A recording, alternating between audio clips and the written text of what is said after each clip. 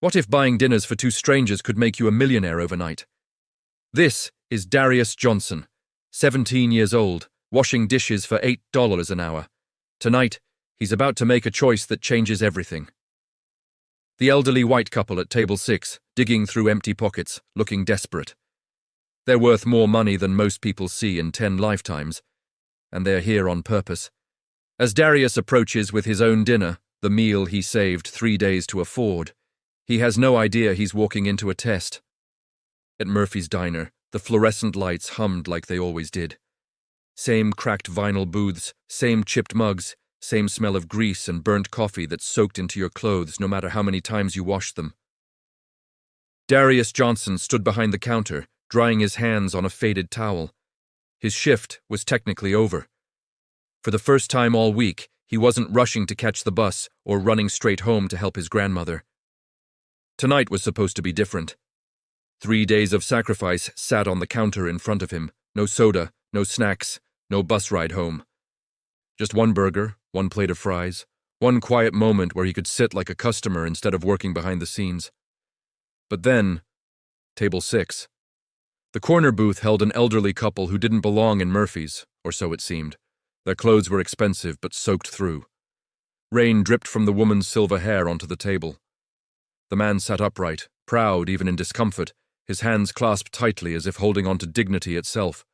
They had ordered only coffee, and they had been there far too long. Darius watched as the woman opened her purse again. And again. Her hands trembled slightly now. Lipstick, tissues, glasses, no wallet. She leaned close to her husband, whispering urgently. The man checked his coat pockets, then his pants, then checked again, slower this time. His jaw tightened. Darius didn't hear the words, but he didn't need to. He knew that look. It was the same look his grandmother wore when she counted pills and realized she needed to stretch them another week. Sandy, the waitress, approached their table, holding the check like it weighed 100 pounds. Her voice was gentle, apologetic. The woman's face fell apart in seconds. Embarrassment hit before fear. Darius looked down at his plate. Still warm. Still his. Still earned the hard way. He could walk away. Most people would. No one would blame him. But as the elderly couple stood to leave, rain still pounding against the windows, something inside Darius tightened. The man reached for the door handle. The woman hesitated, glancing back at the warmth they were about to step away from. That was the moment. Darius picked up his tray, not knowing that this single step forward would echo through the rest of his life. Darius thought he was giving up a meal. He had no idea he was about to give up the life he knew, and step into one he never imagined. Long before Darius Johnson ever stood inside Murphy's diner, holding a warm plate of food, he learned something most people never do. He learned how to live without. Every morning began the same way. Not with an alarm clock, because theirs had stopped working years ago, but with instinct. His body simply knew when it was time to move. The narrow twin bed creaked as he swung his feet onto the cold floor, careful not to wake his grandmother in the next room. Miss Ruby was already awake. She always was. She lay still anyway, pretending to sleep because she knew Darius worried. Through the thin wall, he could hear her breathing. Slow, uneven, like each breath had to be negotiated. The oxygen machine hummed softly beside her recliner, a constant reminder that time was never on their side. Their house on Elm Street told its story without words. Faded yellow paint, porch steps sagging in the middle, windows sealed with duct tape because glass cost more than hope. But the floors were clean, always clean. Miss Ruby believed dignity didn't disappear just because money did. Being poor ain't the same as being careless, she liked to say. Darius pulled on yesterday's jeans and checked his pocket. A few crumpled bills and coins. Enough to get to work, not enough to get home. That was fine. He'd walk. The 3-mile walk to Murphy's took him past neighborhoods that looked like different worlds stitched together. Neatly trimmed lawns gave way to broken sidewalks. New cars faded into rusted ones sitting on blocks. People hurried past each other carrying futures that never crossed. At Murphy's, Big Mike nodded once when Darius came in. No small talk, no speeches, just respect earned through consistency. Darius washed dishes like his life depended on it, because in many ways it did. Hot water, soap, scrub, stack, repeat. His hands were rough now, calloused. Sometimes he wondered if college students' hands felt different. Softer, cleaner, hands that held books instead of plates. After his shift, school waited. Roosevelt High wasn't impressive. Peeling paint, broken lockers, computers older than the students using them. But inside those walls, Darius became someone else. Not the dishwasher, not the poor kid. He was the student with perfect grades, the one who tutored classmates during lunch, the one teachers quietly talked about in the faculty room. Mrs. Patterson, his English teacher, noticed first. "You have a gift with words," she told him one afternoon. "Have you thought about college?" The word felt too big for his mouth. College was for other kids. Kids with parents who could co-sign loans. Kids who didn't count coins for bus fare. But Mrs. Patterson didn't let it go.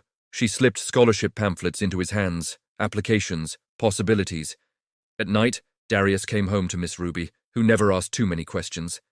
She knew when to listen and when to let silence speak. And through it all, Darius learned something quietly, deeply.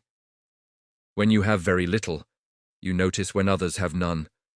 Which is why, when he saw that elderly couple at table 6, it didn't feel like a decision. It felt like instinct. Darius believed kindness was just how you survived hard times. He didn't know someone had been watching his character for days. And that night was only the beginning. The rain that night didn't fall gently. It attacked. Sheets of water slammed against Murphy's Diner windows, turning the parking lot into a mirror of broken streetlights and rushing puddles. Thunder rolled low, like a warning that something larger was unfolding. Darius stood frozen for half a second, his tray balanced in both hands. The elderly couple had already reached the door. The man's hand hovered over the handle. The woman paused, clutching a worn leather portfolio to her chest as if it were armor. Her shoulders slumped, not from the cold, but from humiliation.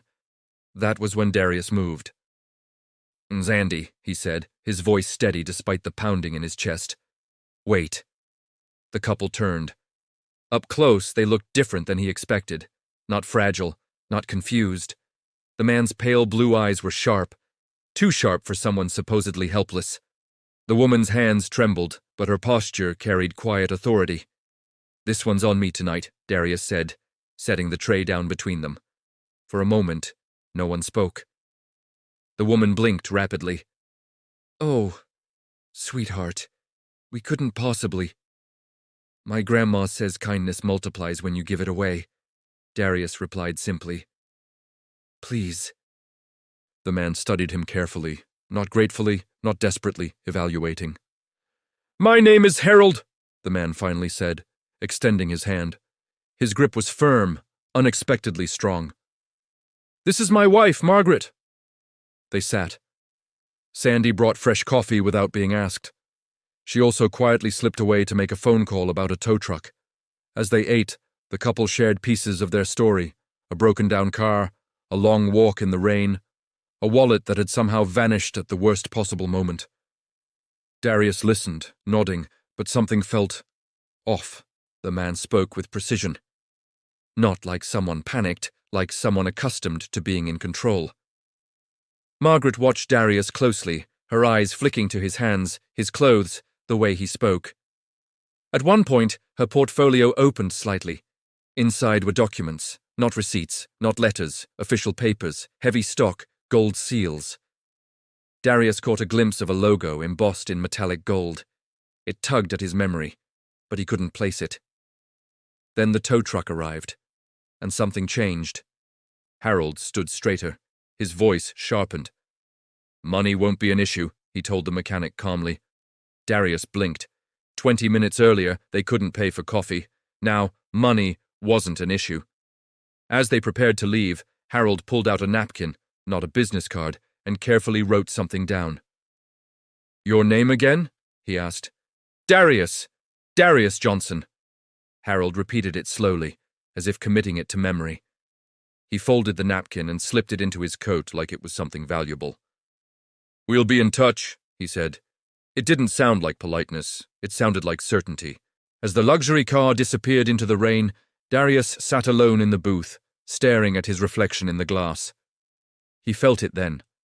That strange, hollow feeling that comes right before life changes forever. Darius thought the night was over, but miles away a phone was already ringing, and his name was about to land on a desk where only million-dollar decisions were made. Darius didn't sleep much that night. He lay on his narrow bed, staring at the ceiling where a faint water stain spread like a map of places he'd never been. The sounds of Elm Street drifted through the cracked window. Distant sirens, a barking dog, the low hum of traffic moving toward better neighborhoods. His stomach was full, thanks to Big Mike quietly replacing the meal he'd given away. But his mind wouldn't settle. Something about that couple stayed with him. Harold's eyes, Margaret's portfolio, the way the man's entire presence shifted the moment the tow truck arrived. None of it matched the story they told. In the other room, Miss Ruby slept lightly in her recliner, oxygen machine breathing beside her. Darius listened to that sound the way other people listen to music, counting the rhythm, reassured by its constancy.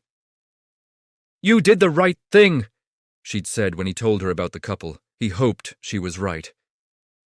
3 miles away, in a downtown hotel that overlooked the river, Harold Whitmore stood by a floor-to-ceiling window.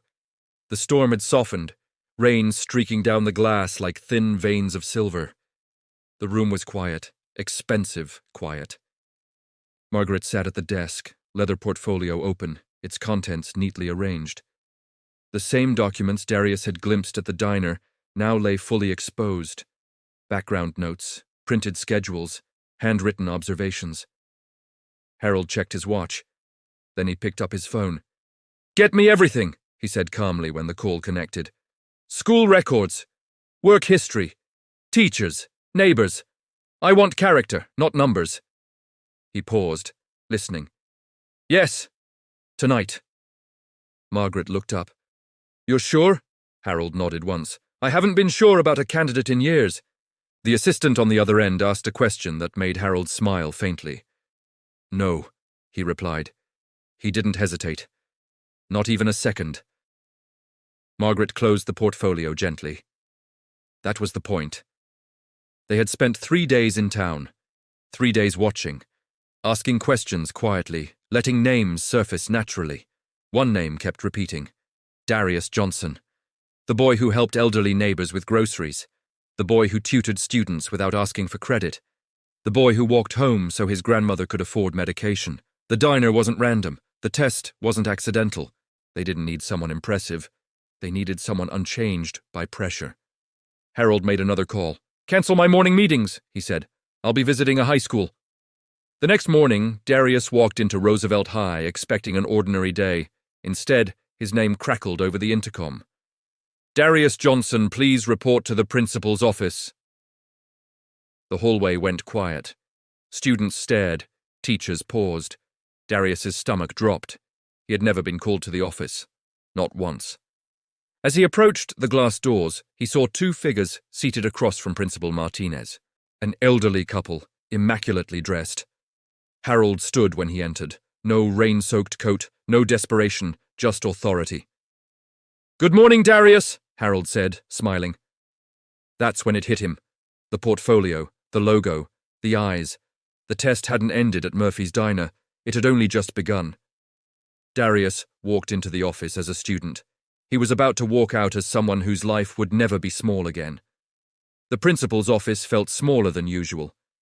Darius stood just inside the door, his backpack still slung over one shoulder, unsure whether to sit or speak. Principal Martinez looked just as confused as he felt.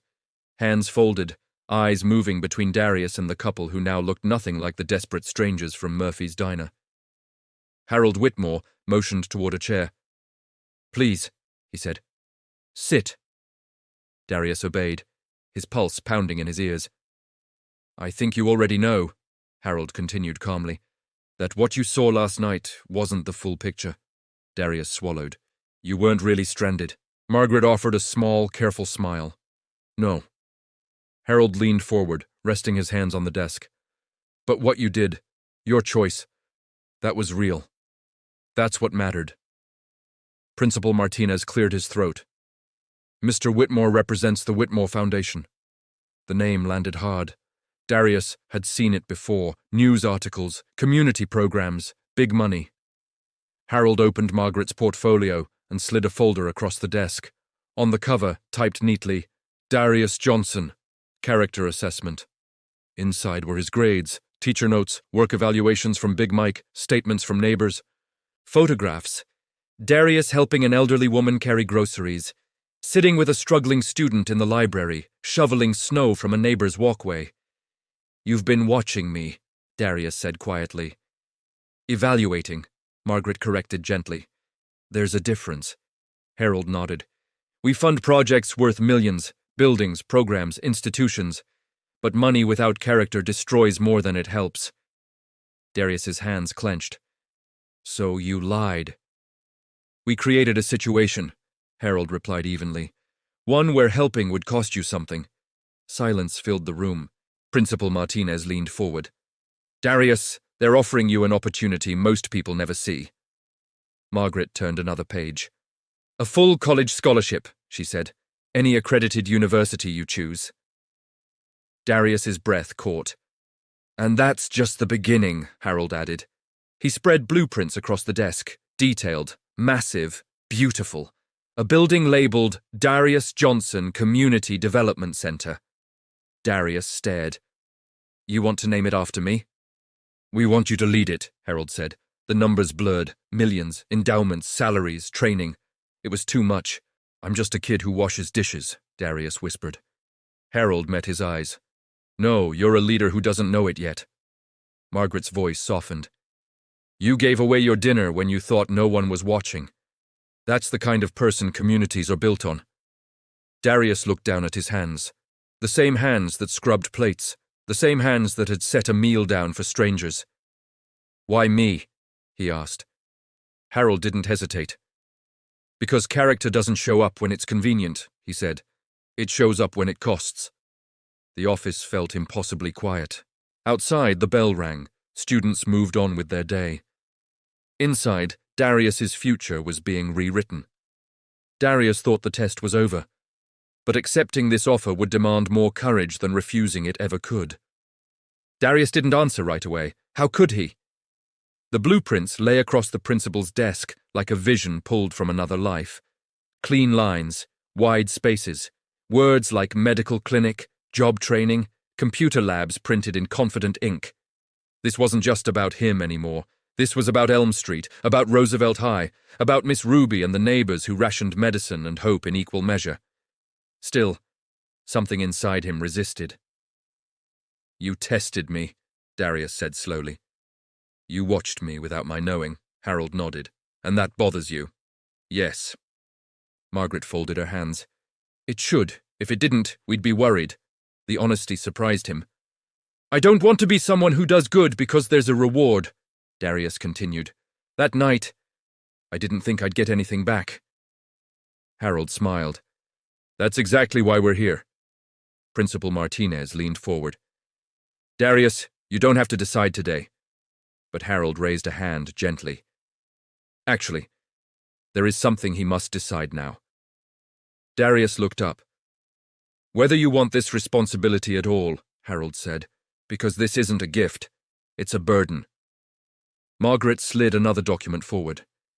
Leadership means disappointing people, making choices that aren't popular, carrying weight that doesn't belong to you but affects you anyway.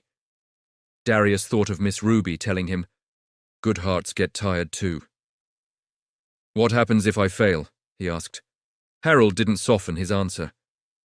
Then you fail trying to lift others. That's not disgrace. That's integrity. The words settled deep.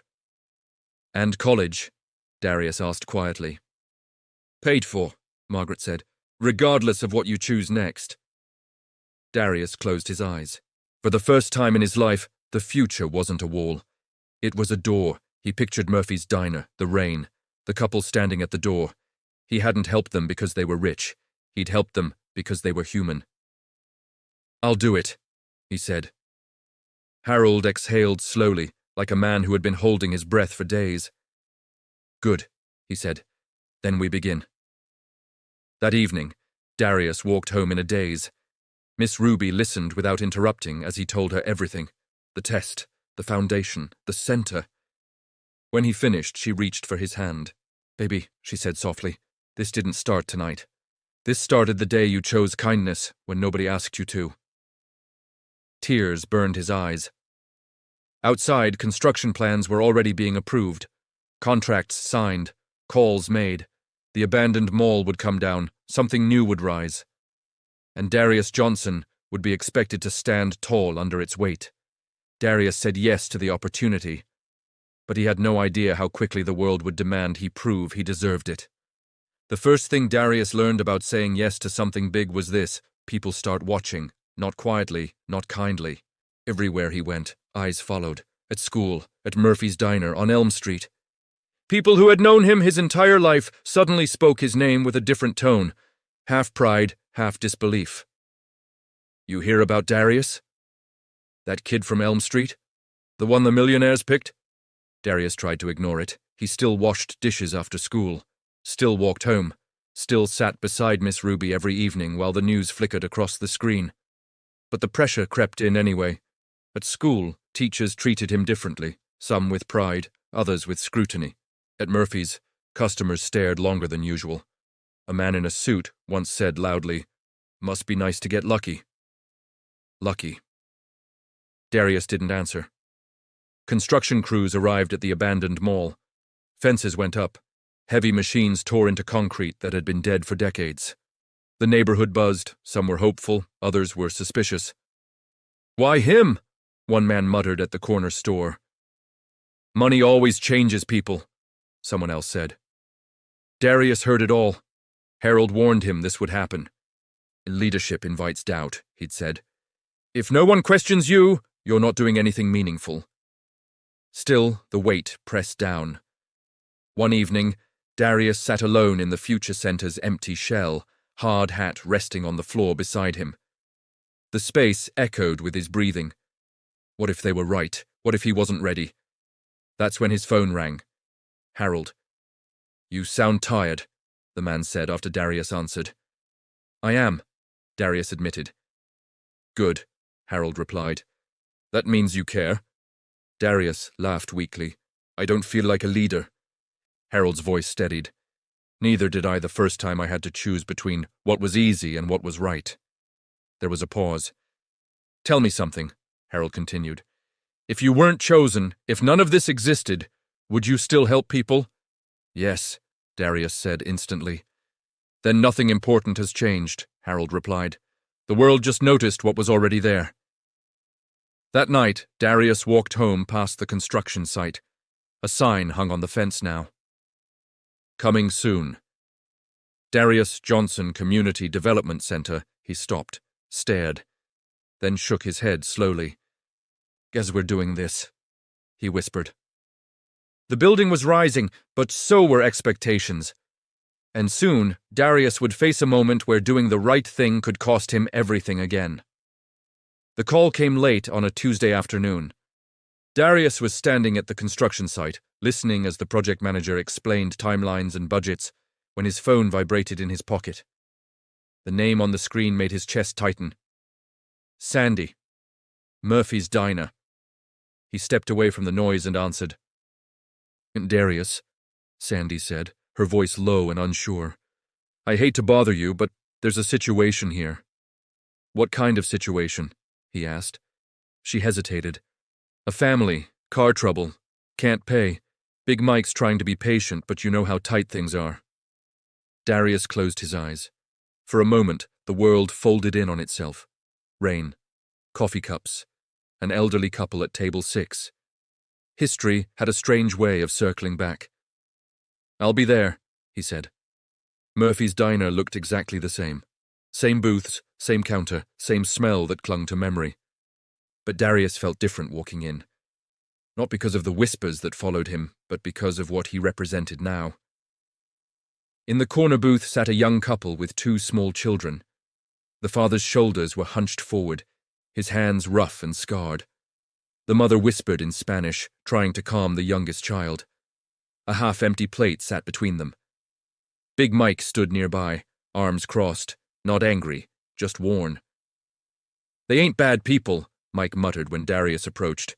But I can't keep the lights on with good intentions. I know, Darius said gently. He walked to the table. Hi, he said, lowering himself to their level. I'm Darius. The father looked up, eyes tired but proud. Miguel. The story came out slowly. Construction work promised. A broken car. Money gone faster than hope. Darius listened. Then he made a choice. He paid for their meal, he arranged a tow, he gave them directions to the center, not as charity but as opportunity. When they left, Sandy let out a breath she'd been holding. You didn't have to do that, she said. Yes, Darius replied quietly. I did. Later that night, Harold called. I heard, he said. Darius stiffened. Already? Harold chuckled softly. Leadership doesn't stop when the doors close. There was a pause. You used your influence, Harold continued, but you didn't make it about yourself. That matters. Darius leaned against the counter, staring at the same spot where his own tray once sat. I just did what felt right, Harold's voice softened. Power reveals who we already are. Tonight you passed a test most people fail. Darius hung up slowly. He realized then, this wasn't about one act of kindness anymore. It was about choosing it every time. Even when it was inconvenient. Even when it was expensive. Even when people were watching. Darius had proven he could lead with kindness, but the next challenge wouldn't come from strangers. It would come from his own community. The community meeting was supposed to be simple. A progress update, a few questions, reassurance that the center was on schedule. Darius stood at the front of the old recreation hall, notes folded neatly in his pocket. Folding chairs filled the room, neighbors, teachers, parents, shop owners, faces he recognized, faces that had watched him grow up. At first, the mood was hopeful. Applause followed the construction photos. Murmurs of approval rippled when he talked about the medical clinic and job training programs. Then a man near the back stood up. How much are you making off this? He asked bluntly. The room went still. Darius felt the question hit like a slap. I'm not, he began. Because money changes people, the man continued. And suddenly this kid from Elm Street is in charge of millions. A few heads nodded. Darius inhaled slowly. I didn't ask for this, he said evenly. I was asked to serve. Another voice cut in. Serve who? My community, Darius replied. All of it. A woman stood. Then why wasn't anyone else asked? The questions piled up. Suspicion had a voice now. Darius looked out at the crowd. These were the people he'd helped, walked beside, learned from, and now they doubted him. He felt his chest tighten, but he didn't retreat. You're right to ask, he said finally. You deserve transparency. He explained the contracts, the oversight, the advisory board, the limits on his authority. I don't own this center, he said. You do. Silence returned. Then Miss Ruby's neighbor stood up slowly. I've known this boy since he was 10, she said. He carried my groceries when my hands gave out, didn't ask my name, didn't ask for praise. She looked around the room. If you don't trust him, then you don't trust kindness at all. One by one, tension eased. Not completely, but enough. After the meeting, Darius sat alone on the steps outside, the weight finally crashing down. Harold found him there. You handled that well, he said. I didn't expect it to hurt, Darius admitted. Harold nodded. Leadership wounds the people who care the most. Darius stared at the ground. What if they never trust me? Harold's answer was simple. Then you keep showing them who you are. Because trust isn't demanded, it's earned again and again. Darius survived doubt from others, but the final test would come when the pressure became personal and painful. The phone rang at 12:47 a.m. Darius was still awake, sitting at the small kitchen table, reviewing construction schedules and budget notes the foundation had sent earlier that day. Papers were spread out in front of him, numbers, deadlines, responsibilities that suddenly felt heavier than his hands could hold. When he saw the hospital's number on the screen, his heart dropped before the call even connected. Mr. Johnson, the voice said gently, your grandmother has been admitted. she fell at home. The world narrowed to a tunnel of sound. By the time Darius reached the hospital, his jacket was half-zipped, his thoughts racing faster than his feet. The bright lights of the emergency room felt harsh, unforgiving. He filled out forms with shaking hands, realizing how little space there was on paper for someone like Miss Ruby, someone who had given her entire life quietly, without recognition. The doctor's words were careful, too careful. "She's stable," he said, "but this isn't something we can ignore anymore. She'll need ongoing care, medication, monitoring, possibly assistance at home." Darius nodded, even though the cost of those words pressed down on his chest.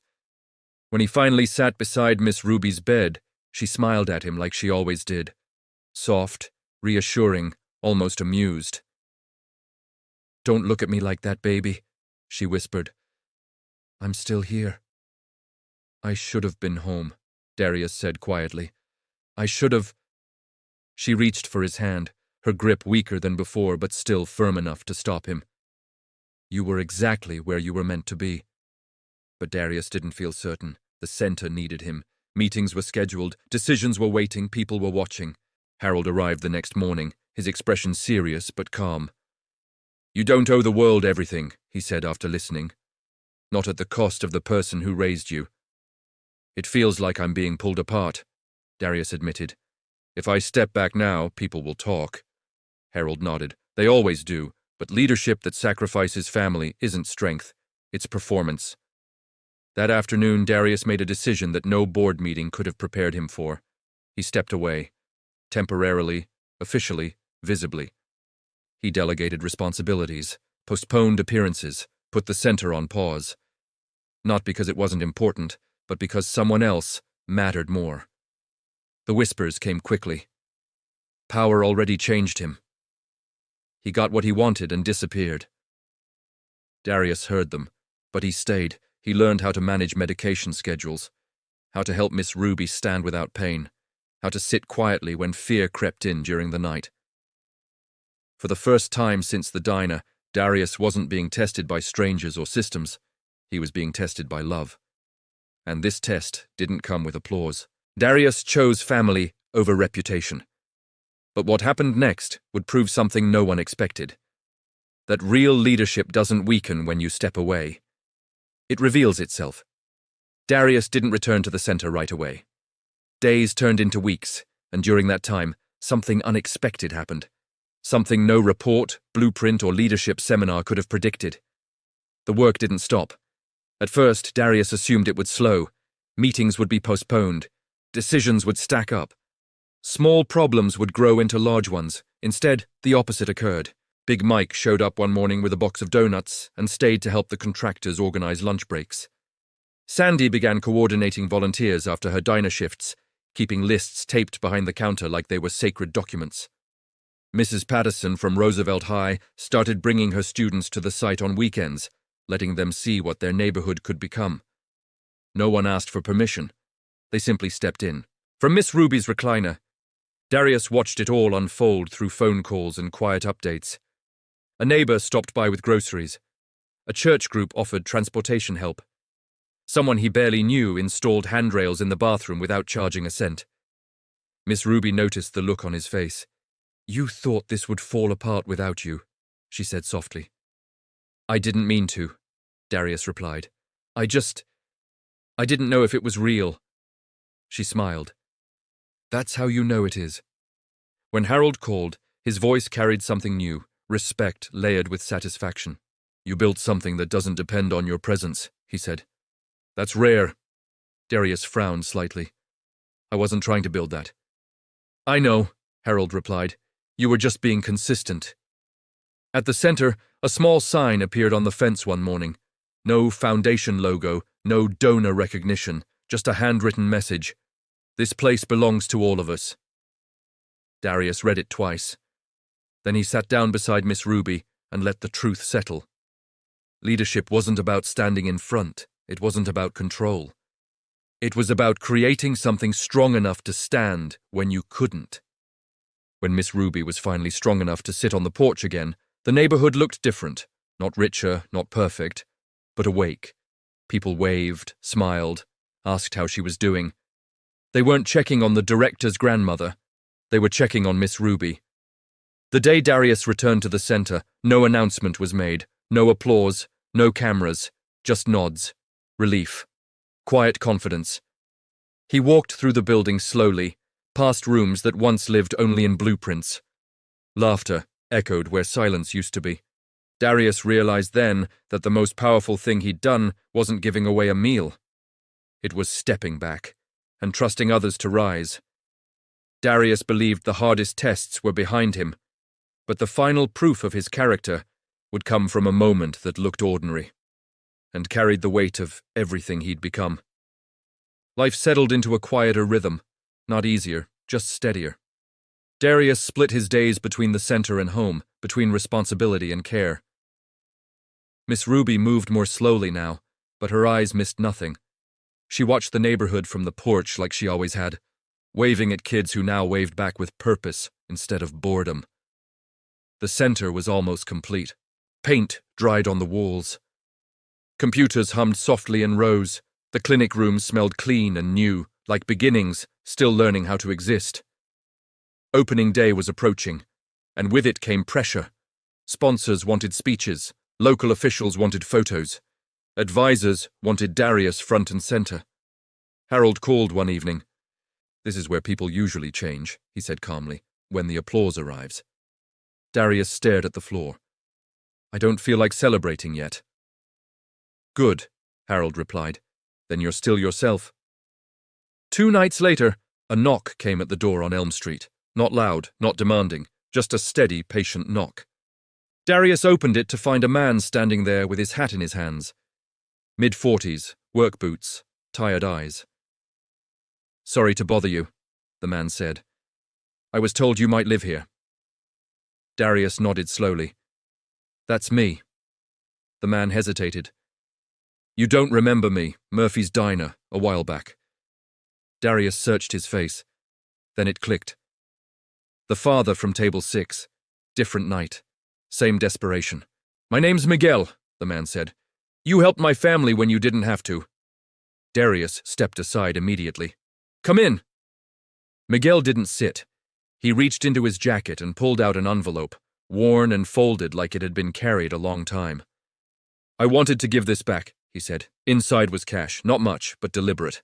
I've been working steady," Miguel continued. "Car's fixed, kids are in school, my wife starts training at the center next month."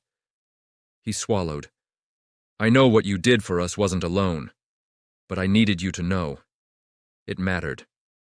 Darius felt his throat tighten. "You don't owe me anything," he said. Miguel shook his head. "Yes, I do, because that night you didn't just feed us, you showed my kids the kind of man they could become." Miss Ruby watched from her chair, eyes shining. Miguel left quietly. The envelope stayed on the table, untouched. The next morning, opening day arrived. The crowd gathered. Speeches were prepared. But when it was Darius's turn, he stepped to the microphone and said only this: "This place exists because kindness multiplies when you pass it on."